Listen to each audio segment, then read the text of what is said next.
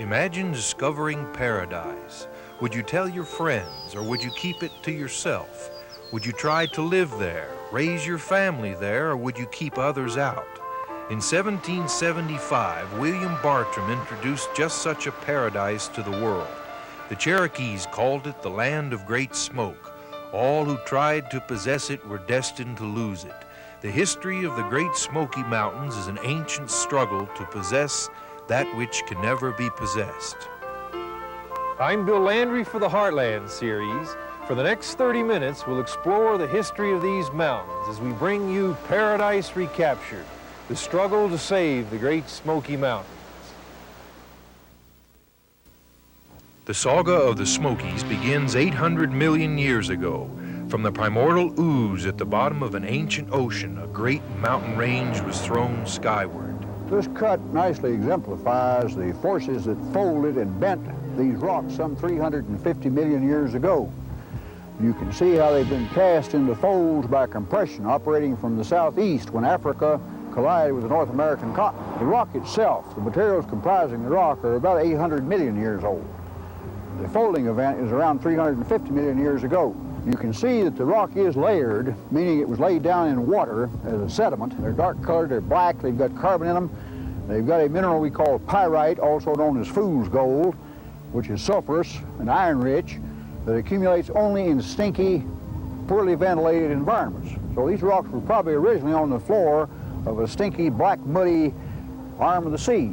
These pebbles, with quartz and feldspar, pieces of slate, represent the trash and the erosional products from a mountain range that is much, much older than the present-day Smokies.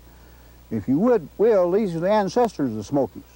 There was no claim to the Smokies then, of course, but the groundwork was set for universal happenstance. On this blue ball of water and oxygen, at just the precise angle to a sun 93 million miles away, the complex conditions were established to create what we would come to call a paradise. Over millions of years, the rains and winds carved hard rock into soft curves, creating places for life. Blue-green algae may have been the beginning, but an explosion of plant life in its multitudes of forms was the destiny. These southern Appalachians provided a secure middle ground for plant life to flourish. During times of extreme temperature changes on the Earth's surface, the Ice Age, and the warming trends that followed, plants survived in these mountains to reforest much of eastern North America. The most successful form of life in the Smokies has been plants. But animals too found this paradise to their liking. The Pleistocene period from 2 million to 10,000 years ago brought the Smokies a gargantuan display of life. Great mammoths, peccaries, and saber-toothed cats once roamed these hills. They are all gone now. No one is sure what caused their disappearance. Frigid temperatures may have been a factor, but there was a new threat to these great beasts as well. Their disappearance coincides with the arrival of a new animal in these mountains, slight of build and less swift of foot than its predecessors, but intelligent. The first Native Americans entered the New World by coming across the Bering Strait from Alaska. This may well have been as early as 15,000 years ago, perhaps earlier. Certainly by 12,000 years ago, Native American groups were in the Smoky Mountains. They were just as much human beings and having human society as any group living today. They were organized in what anthropologists called a band-level society, probably comprising 20 to 30 individuals, probably related through kinship, several, maybe 2 to 3 extended families. They are called Paleo-Indians, the first Homo sapiens in the Smokies. For a time, they followed the herds of giant Pleistocene animals, but as these huge species died out, early man sought food and shelter over a smaller area. Paleo-Indians had no natural enemies. Their environment provided all of their physical needs. They were able to exist undisturbed for centuries. Changes were slow. Their technology never advanced beyond the Stone Age. Yet towns were built. They developed tools, weapons, and pottery, and an intricate belief system. Ritual was the means by which they maintained an order, a relationship with the cosmos, with those forces that affected their life. Certainly from the very first time the Indians entered the East Tennessee area, they had a very well-developed religion, a system of rituals and a mythology that explained things. The animals, the plants, the environment was very important to these people. They were very intimately related to that. They had to survive, they had to live. And we can, I think, by looking at historic Native American groups, at their clan totems, which are frequently animals or plants, can see a very time-honored relationship with these animals, with these forces in nature that were important to their survival. By 1600, the Native Americans here were called the Cherokees, perhaps the greatest single nation in North America. Isolated in the paradise of the Smokies, the Cherokees flourished, but their days were numbered. The winds of change carried European explorers eager to conquer a new world. The first skirmishes of the Revolutionary War were well underway when Billy Bartram set foot in the Smoky Mountains. He had come to study nature, to report on the customs of the people here, to sketch the wondrous variety of plants and animals. The travels of William Bartram introduced the paradise of the Smoky Mountains to the world. The Europeans were here to stay. The first white men to frequent the Smokies were traders and trappers. A trapper could get 36 deer skins from the Cherokees for a long rifle. Farmers from Virginia and North Carolina came to the coves and valleys of the Smokies to settle. But this was still Indian territory. The Cherokees believed that you could no more own a piece of land than you could own the morning mist.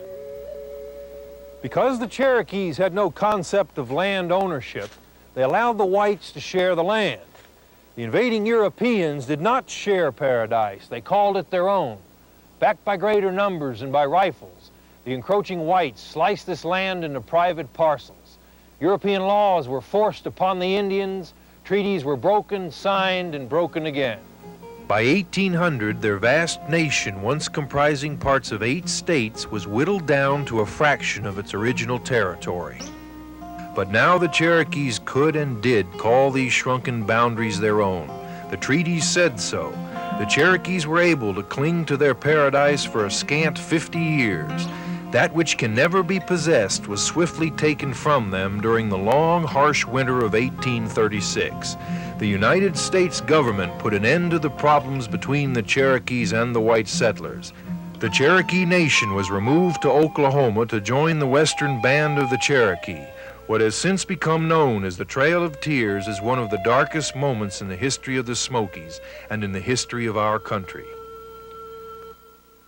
During the next 50 years, towns grew, mills were built, schoolhouses and churches and many, many homesteads. Daily routines revolved around grinding corn for meal, planting and harvesting crops, raising cattle and hogs. Secluded in a paradise that provided for their every need, the mountain settlers stood still in time like the Indians before them. While the rest of the country rushed into the 20th century, the people of the Smokies remained a century behind, isolated, contented. Paradise was theirs for a time. If you come about my daddy's house, I guarantee you you'd go in neat, or you'd make him awfully mad. And he always had stuff to eat, you know. My mother kept stuff on the table 365 days a year. You never went there with what you wouldn't find something to eat. My father had a meal. Saturday was always his meal. It was always the meal day for my family, and it was a joyous time. People would come, sit around, swap stories, sing, bring musical instruments, whittle, spit. Back when I was young, I really loved it because we herded and fished and had everything in the world back there. People is all happy. Sure, it is a pleasure. It is a pleasure.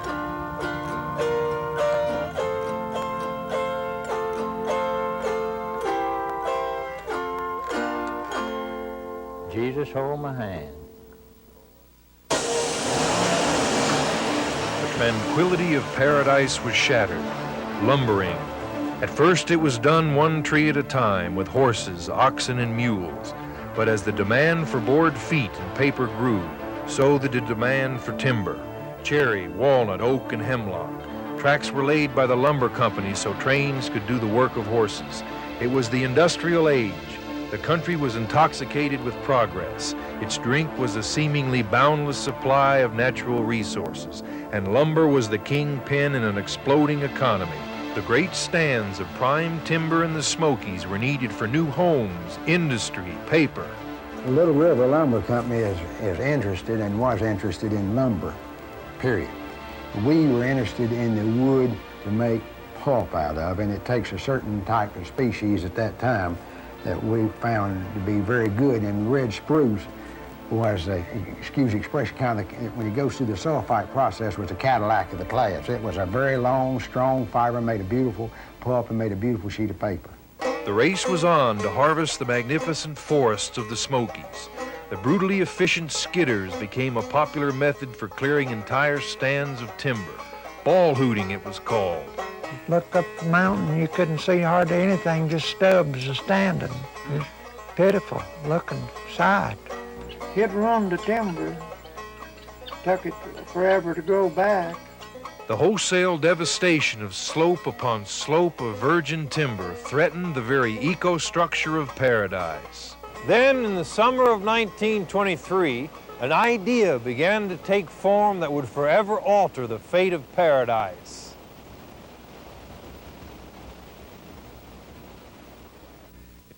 In the summer of 1923, Mr. and Mrs. Willis P. Davis of Knoxville took a grand tour of the western United States, visiting many national parks. Jane Burnham, a daughter of Mr. and Mrs. Davis, remembers that fateful trip. On the way home from that trip, we had gone to the Grand Canyon, to Yellowstone National Park, the Columbia River Highway Drive in Oregon, etc.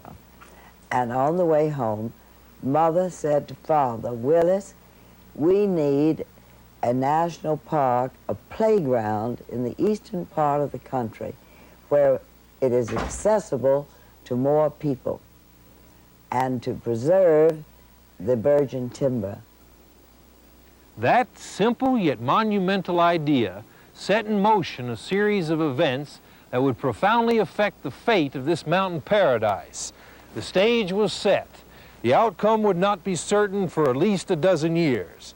For the men and women who began the national park movement in the summer of 1923, the task of establishing a national park loomed as large as the Smokies they wished to preserve. All national parks until that time had been established on land already owned by the federal government. The land in the Smokies, over 500,000 acres, was all privately owned. Over 6,600 separate tracts. Lumber companies owned 85% of them. Farmers held thousands of smaller tracts, homesteads that had been handed down for generations. Other tracts had been given away as part of marketing schemes, and in some cases, the owners had never even claimed their prize. The man-hours involved in detailing, surveying, and appraising these separate tracts was enormous. And the money, some $10 million worth, was equally huge. Where would it come from? Early in the park movement, supporters were scarce and difficult to enlist. Few took Willis Davis's ideas seriously, but his determination bore out. He sought to convert prominent Knoxville businessmen to the cause.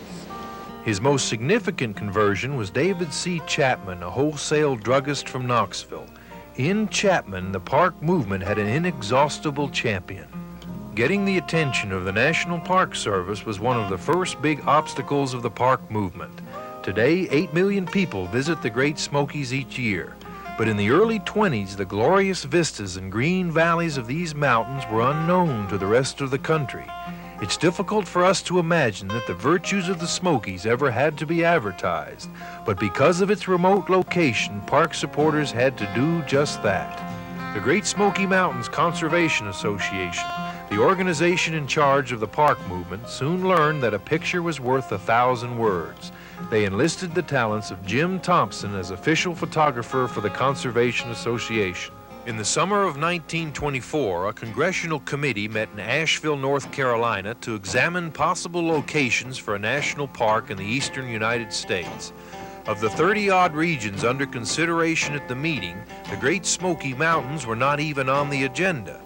Colonel David Chapman and the members of the Conservation Association organized what would later be called the Raid on North Carolina. The grandson of park photographer Jim Thompson recalls the eventful occasion. When Colonel Chapman got wind of this committee meeting in Asheville, he grabbed my grandfather and a trunk load of photographs, and they took off across the mountain and rented a room in the hotel where the committee was staying and set up the photographs around the room. Colonel Chapman, who was a great lobbyist, went around buttonholing these congressmen, got them into the room, got them looking at the photographs, and sure enough, they discovered that there was a considerable amount of the Great Smokies on the western slope, as well as in the east. And they agreed at that time to take a further look at the Tennessee side of the mountain. And the Great Smoky Mountain Park Commission took these two gentlemen to Mount LeConte. The thing they wanted to show them more than anything else was sunrise from Myrtle Point. And it rained that night. And they were afraid that it was going to be a lousy day. They couldn't see a darn thing, that everything would be fogged in, and this was the big chance. So they got up the next morning, and down there below them were all these clouds, just great masses of clouds, but the sky overhead was clear. So they walked out to Myrtle Point. Pretty soon the sun rose over Mount Gill, and they said it was beautiful. And pretty soon the clouds started breaking up below, and big chunks of clouds were floating up into the air, and they were very impressed with what they saw. With the support of the Washington committeemen, events moved quickly. By December 1924, the National Park Service was recommending that 2 national parks be established in the southeast, in the Blue Ridge Mountains of Virginia and in the Great Smoky Mountains of Tennessee and North Carolina.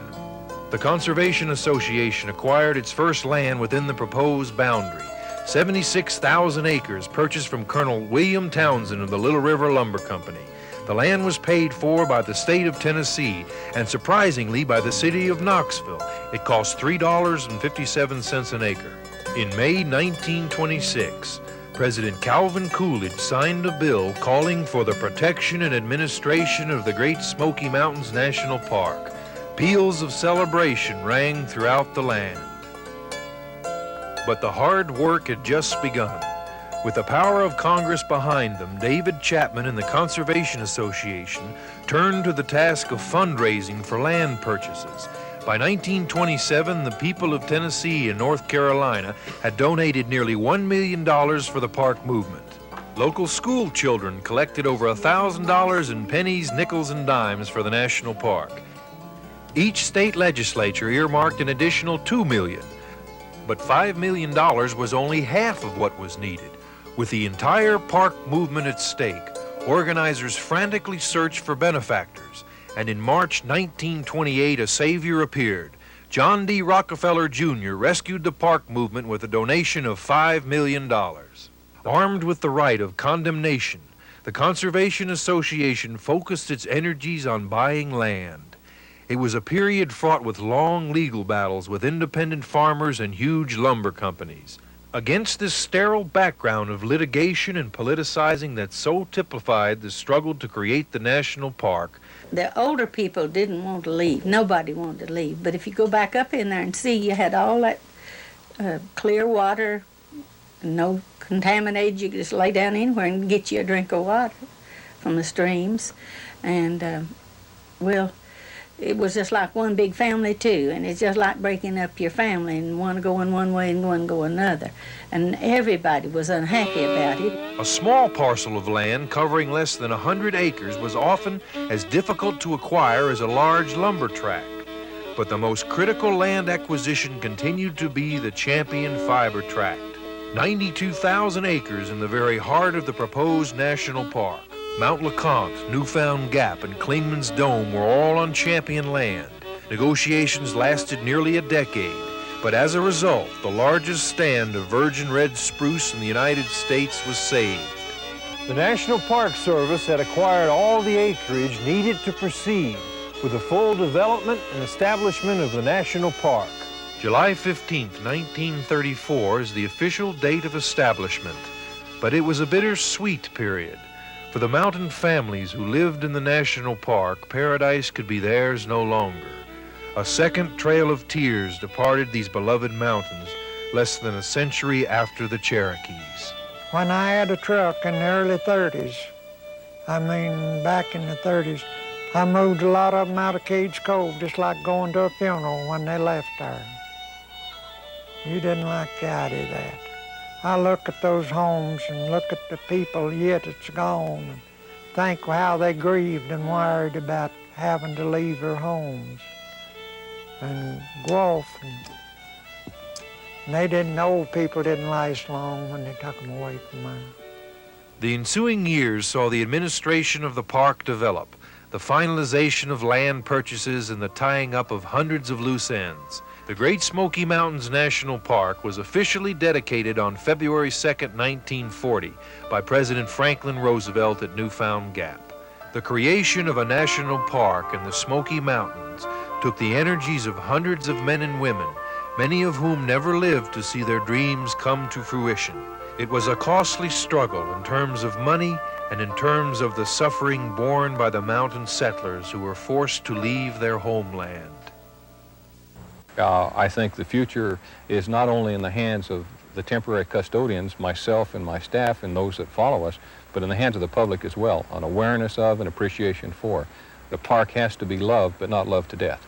And you have to care for the old log cabin in the woods, the salamander under the rotting log, the bear, the trees, the water, the air. You have to care for it all because it all fits into the web of life. And there'll continue to be pressures and fights.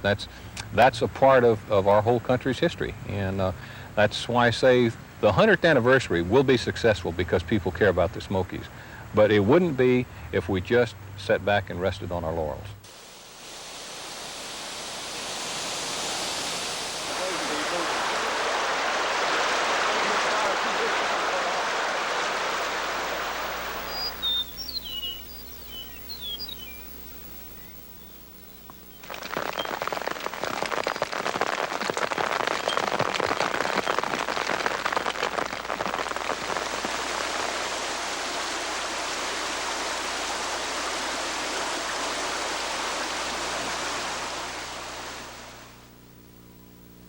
The Indians knew it all along. You cannot own paradise. Paradise is more than trees and earth and stone. You cannot lay claim to the footsteps of our ancestors, to the playing out of lives so embedded in these hills. The Great Smoky Mountains are more than land. They are a sanctuary for the soul. For the Heartland Series, I'm Bill Landry.